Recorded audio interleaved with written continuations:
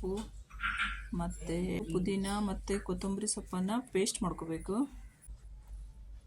ಮತ್ತು ಅದಕ್ಕೆ ಈಗ ಹೆಸರು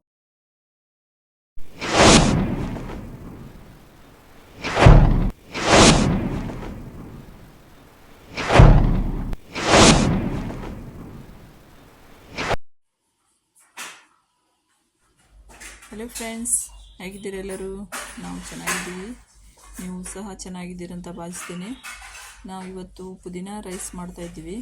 ಪುದೀನ ರೈಸಿಗೋಸ್ಕರ ಬೇಕಾಗುವ ಸಾಮಗ್ರಿಗಳು ಪುದೀನ, ಕೊತ್ತಂಬರಿ ಸೊಪ್ಪು ಮತ್ತು ಹಸಿಮೆಣಸು ಮತ್ತು ಅಕ್ಕಿ.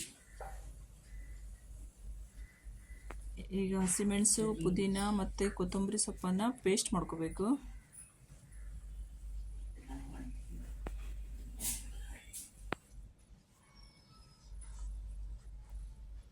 ಮತ್ತು ಅದಕ್ಕೆ ಶೇಂಗಾ, ಹೆಸರುಬೇಳೆ ಮತ್ತು ಉಳ್ಳಾಗಡ್ಡೆ ಮತ್ತು ನಿಂಬೆಹಣ್ಣು. ಈಗ ಹೆಸರುಬೇಳೆಯನ್ನು ಸಣ್ಣ ಉರಿಯಲ್ಲಿ ನಾವು ಫ್ರೈ ಮಾಡ್ಕೋಬೇಕಾಗ್ತದೆ. ಅದ್ರ ನಂತರ ಶೇಂಗಾನೂ ಹುರ್ಕೋಬೇಕು. ಶೇಂಗಾ ಹುರ್ಕೊಂಡಾದ ನಂತರ ಒಂದು ಬಾಣಲೆಯಲ್ಲಿ ಸ್ವಲ್ಪ ನಿಮ್ಗೆ ಎಷ್ಟು ಬೇಕೋ ಅಷ್ಟು ಎಣ್ಣೆ ಹಾಕೋಬೇಕು ಒಗ್ಗರಣೆಗೋಸ್ಕರ.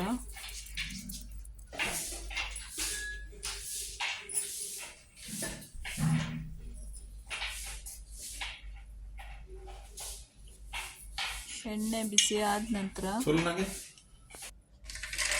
ಹುರ್ಕೊಂಡಿದ್ದು ಶೇಂಗಾ ಇರುತ್ತಲ್ಲ ಅದು ಹಾಕಬೇಕು. ಅದನ್ನು ಸಹ ಚೆನ್ನಾಗಿ ಫ್ರೈ ಆಗಬೇಕು ಎಣ್ಣೆಯಲ್ಲಿ.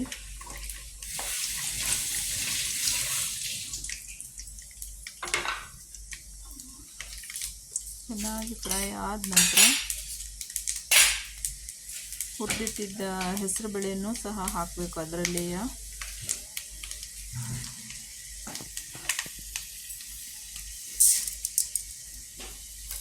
ಇದನ್ನು ಸಹ ಎಣ್ಣೆಯಲ್ಲಿ ಫ್ರೈ ಮಾಡ್ಕೋಬೇಕು.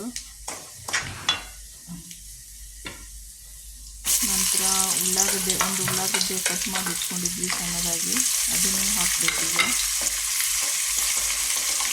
ಈಗ ಚೆನ್ನಾಗಿ ಫ್ರೈ ಮಾಡಬೇಕು ಉಳ್ಳಾಗಡ್ಡೆ, ಹೆಸರು ಬೇಳೆ ಮತ್ತು ಶೇಂಗಾವನ್ನು ಚೆನ್ನಾಗಿ ಫ್ರೈ ಆದ ನಂತರ ಒಂದು ಸೈಡಿಗೆ ನಾವು ಕುಕ್ಕರಲ್ಲಿ ಅನ್ನ ಫಸ್ಟ್ ಮಾಡ್ಕೋಬೇಕು, ಮಾಡಿಕೊಂಡು ಇಟ್ಕೊಂಡಿರಬೇಕು. ಅದರ ನಂತರ ಈ ಒಗ್ಗರಣೆಗೆ ರುಚಿಗೆ ತಕ್ಕಷ್ಟು ಉಪ್ಪು ಹಾಕೋಬೇಕು.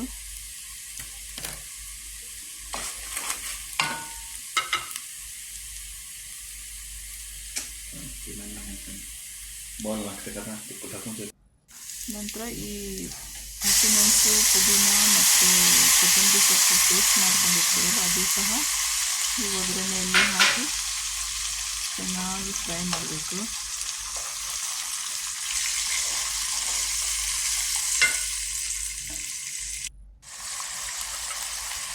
ಚೆನ್ನಾಗಿ ಫ್ರೈ ಆದ ನಂತರ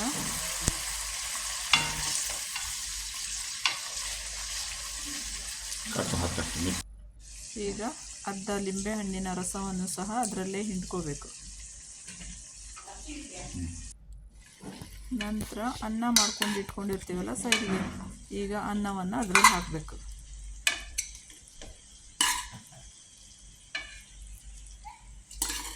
ಹಾಕಿ ಚೆನ್ನಾಗಿ ಕಲಿಸ್ಬೇಕು. ಇದನ್ನು ಮಿಕ್ಸ್ ಮಾಡಬೇಕು. ಚೆನ್ನಾಗಿ ಮಿಕ್ಸ್ ಮಾಡಿದ ನಂತರ ಈಗ ಪುದೀನ ರೈಸ್ ರೆಡಿಯಾಗಿದೆ. ಬನ್ನಿ ಟೇಸ್ಟ್ ಮಾಡೋಣ. Thank you.